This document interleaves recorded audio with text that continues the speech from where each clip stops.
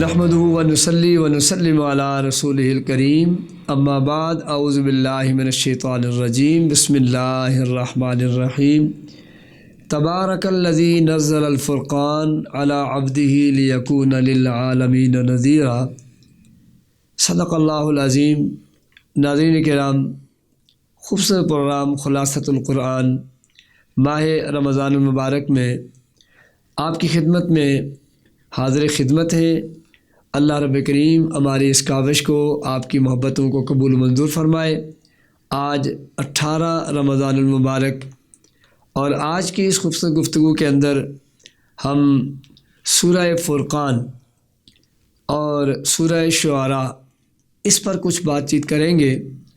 یہ سورہ پاک جس طرح کہ اس کا نام ہے الفرقان، اس کا معنی ہی ہمیں سمجھا دے گا کہ اس میں کیا چیز ذکر کی گئی ہے۔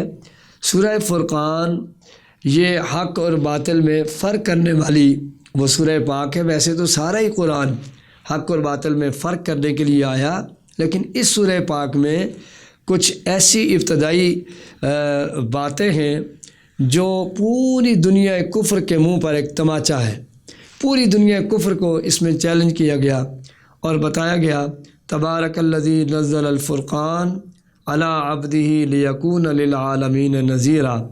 اللہ بڑی برکت والا ہے جس نے اس فرقان کو یعنی اس قرآن کو نازل فرمایا۔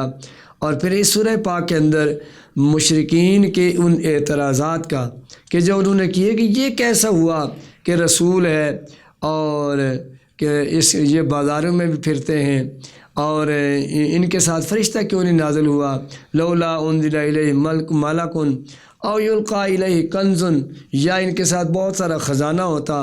یہ مختلف قسم کی باتیں، ہیلے بہانے انہوں نے تراشے، لیکن اللہ کریم نے ان کا جواب بڑا خوبصورت دیا۔ فرمایا، تبارک الذی ان شاء جعل لک خیرا من ذالک، یہ جو تم کہہ رہے ہو اللہ اس سے زیادہ اپنے محبوب کے دینے کے اوپر قادر ہے۔ وہ چاہتا تو اپنے محبوب کے سامنے وہ جنتیں وہ باغات کر دیتا جس کے نیچے نہریں بہہ رہی ہیں، لیکن اس سے زیادہ اللہ نے اپنے نبی کو وہ خوبصورت جنتوں کا مالک بنایا ہے کہ جن کی ایک اینٹ سونے کی، دوسری اینٹ چاندی کی، درمیان میں گارا مشک و عنبر کا۔ سبحان اللہ۔ اور پھر ساتھ امت مسلمہ کو ریمائنڈر دیا، قل، اے میرے حبیب آپ ان سے فرما دیجئے، اذالک خیر ام جنت الخلد التی وعد المتقون، یہ جو تم مانگتے ہو یہ بہتر ہے یا وہ جنت جس کا اہل ایمان سے وعدہ کیا گیا ہے۔ اور پھر جس وقت کافر اس سارے نظام کو دیکھیں گے اور پھر وہ قیامت والے دن اذا رأتهم من مکان بعید سمعوا لها تغیظا وزفیرا، وہ چنگھاڑ آئے گی، وہ آگ کی آواز آئے گی، اسے جب وہ سنیں گے دیکھیں گے تو پھر وہ ڈر جائیں گے اور اس دن موت کو پکاریں گے۔ قرآن کہتا ہے پھر تمہیں موت بھی نہیں آئے گی۔ اور اس کے ساتھ ساتھ 19ویں پارے کی ابتدا میں یہ میسج آج کی اس گفتگو کا پن پوائنٹ ہے۔ وہ کیا ہے کہ آج ہمارا یہ دعویٰ ہے ہم حضور کے غلام ہیں۔ آج ہمارا یہ دعویٰ ہے حضور ہماری شفاعت کریں گے۔ آج ہمیں رب کی رحمت پہ نظر ہے۔ اس کے تناظر میں بعض اوقات ایسا ہوتا ہے کہ ہم پھر اعمال میں کمزوری دکھاتے ہیں کہ جی اللہ کے نبی شفاعت کریں گے، اللہ کی رحمت بہت وسیع ہے، ہم نے کلمہ پڑھ لیا ہے، ہم جنت میں جائیں گے۔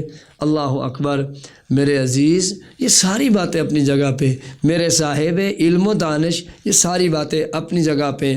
ہاں یقیناً اللہ کی رحمتیں بہت وسیع ہے، حضور کی شفاعت عام ہے، حضور نبی کریم صلی اللہ علیہ وسلم کا غلام یقیناً وہ جنت میں جائے گا، لیکن اس کے لیے عمل بھی بہت ضروری ہے۔ اب ایک ایسی آیت پیش کر رہا ہوں جس کے اندر آپ نے خود ذرا جسٹیفائی کرنا ہے، ایگزامائن کرنا ہے اپنے آپ کو کہ ہم کہاں کھڑے ہیں۔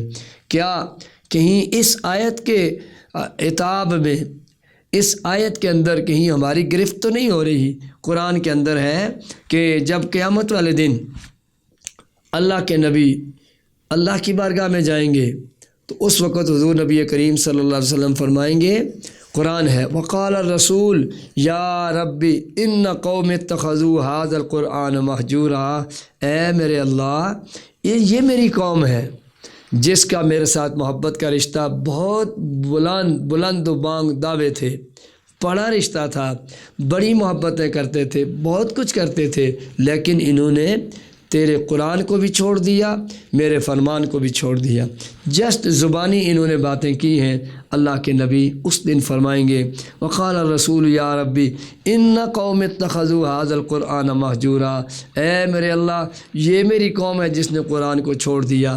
تو پتہ چلا فلاح قرآن کے ساتھ تمسک میں ہے، کامیابی حضور کے فرمان کے ساتھ جڑے رہنے کا نام ہے، کامیابی اللہ کے نبی کی زندگی کو سر سے لے کر پاؤں تک تنویر ہی تنویر ہے، گفتگو سرکار کی قرآن کی تفسیر ہے۔ سوچتی تو ہوگی دنیا مصطفیٰ کو دیکھ کر وہ کیسا مصور ہے جس کی یہ تصویر ہے۔ تو اللہ نے اپنے نبی کو مکمل نمونہ بنا کر اس کائنات کے اندر بھیج کر فرمایا اب تمہیں تذبذب نہیں ہونا چاہیے، اب تمہیں کسی پریشانی کا شکار نہیں ہونا چاہیے، تم جس فیلڈ میں آگے جانا چاہتے ہو، جس ڈپارٹمنٹ میں آگے جانا چاہتے ہو، میرا نبی تمہارے لیے مکمل نمونہ ہے۔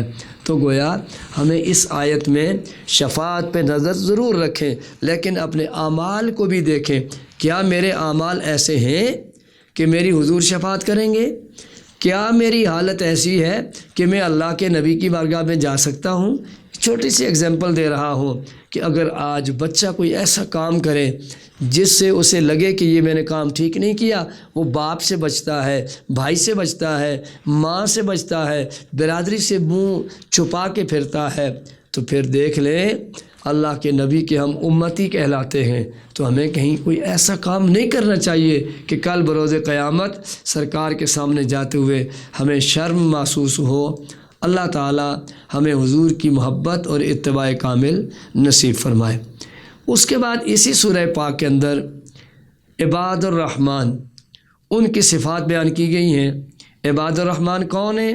الذین یمشون علی الارض، وہ زمین پر چلتے ہیں تو بڑے آہستہ، ہونن، بہت آہستہ، جب کسی سے گفتگو کرتے ہیں، جب جاہل ان سے مخاطب ہوتے ہیں جسٹ انہیں سلام کرتے ہیں، بحث و مباحثہ مجادلہ ان سے نہیں کرتے۔ اس کے بعد ان کی ایک اور صفت بیان کی گئی ہے کہ وہ یبیتون لربہم سجدا، راتیں اپنے رب کے حضور سجدوں میں گزارتے ہیں، قیام میں گزارتے ہیں۔ ان کی زندگی کا مقصد دنیا کا مال و متاع اکٹھا کرنا نہیں ہے، ان کی زندگی کا مقصد دنیا بنانے والے کو راضی کرنا ہے۔ اس کے لیے وہ کیا کرتے ہیں؟ وہ راتوں کو اٹھ کر عبادت کرتے ہیں، اللہ کی بارگاہ میں اپنی عبادت پہ ناز نہیں کرتے، نظر اس کی رحمت پہ ہے۔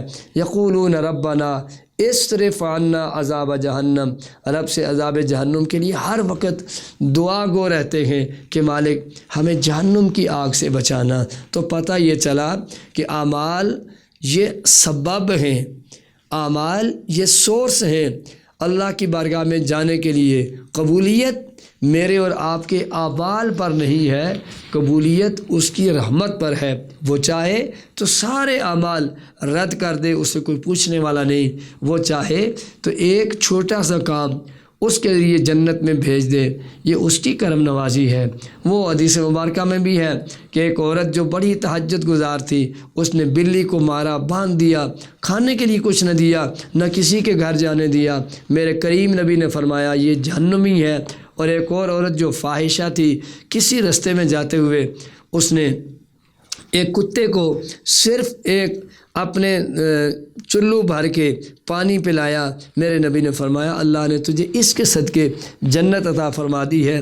ایک اور جگہ پر حضرت بشر حافی جو شراب کے نشے میں جا رہے تھے، اچانک نیچے کاغذ کا ٹکڑا جس پہ بسم اللہ الرحمن الرحیم لکھا دیکھا، اسے چوما، اونچی جگہ پہ رکھا، بس وہ کام تھا، قسمت بدلی۔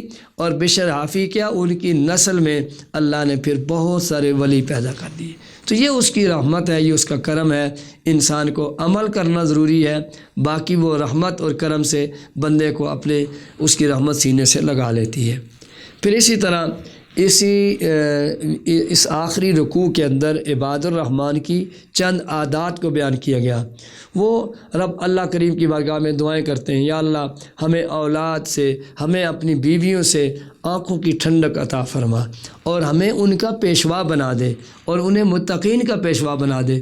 یہاں سے تربیت اولاد، اگر ماں باپ نماز کے پابند ہوں گے، اگر ماں باپ صوم و صلات کے پابند ہوں گے، جھوٹ نہیں بولیں گے، غیبت نہیں کریں گے، اچھے اعمال کریں گے، حقوق اللہ کو ادا کریں گے، حقوق العباد کو ادا کریں گے، تو ان کی اولاد بھی اسی پہ چلے گی، اور پھر اللہ ان کی اولاد کو متقین کا پیشوا اور امام بنا دے گا۔ اور آخر میں فرما دیا کہ جو بندہ رب کریم کے سامنے نہیں جھکتا، اللہ کو اس کی کوئی پرواہ نہیں ہے، وہ جدھر مرضی ہے جائے، اللہ کو اس کی کوئی پرواہ نہیں۔ ما یعبأ بکم ربی لولا دعاؤکم فقد کذبتم فسوف یکون لزاما۔ ناظرین کرام، اس کے بعد اگلی سورہ ہے سورہ شعراء۔ یہ وہ سورہ پاک ہے جس کے نام سے آپ کو پتہ چلتا ہے کہ شعراء، شاعری سے، اور قرآن کا انداز دیکھیں، ہر لفظ اپنی ترتیب میں، ہر رکوع اپنی ترتیب میں، ہر واقعہ اپنی ترتیب میں۔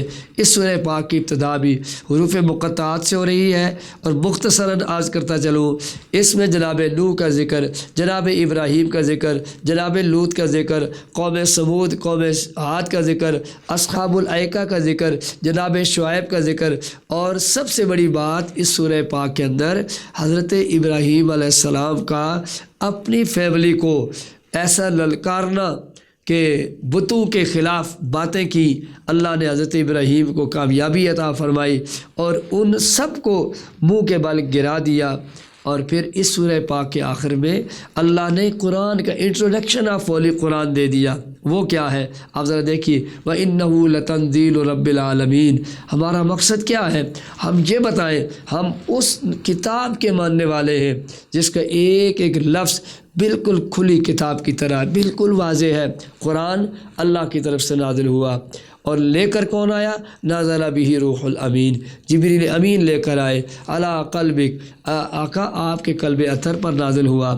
اور اس کے ساتھ ساتھ اس سورہ پاک کے آخر میں اللہ رب کریم نے اپنے پیارے محبوب صلی اللہ علیہ وسلم کی ان خوبصورت عادات کا ذکر کیا، فرمایا اے میرے حبیب وَتَقَلُّبَكَ فِي السَّاجِدِينَ، ہم نے آپ کو اتنا محبوب کر دیا ہے کہ لوگ سجدے میری بارگاہ میں کرتے ہیں، درود آپ پہ پڑھتے ہیں۔ اور آخر میں فرمایا وہ لوگ جو اللہ تعالیٰ کی بارگاہ میں ذکر کرتے ہیں، ایمان لاتے ہیں، کثرت سے اللہ کا ذکر کرتے ہیں، اللہ تعالیٰ پھر ان کی مدد کرتا ہے۔ آئیے وقت افطار قریب ہے، اپنے مالک کے قریب کی بارگاہ میں دستے دعا پھیلاتے ہیں، اور اس کی کرم اور اس کی رحمتوں کو سمیٹتے ہیں۔ اللہم صلی علی محمد النبی الامی وعلی آلہ واصحابہ اجمعین۔ یا رب بالمصطفیٰ بلغ مقاصدنا واغفر لنا ما مضی یا واسع الکرم، غفرانک ربنا والیک المصیر برحمتک یا ارحم۔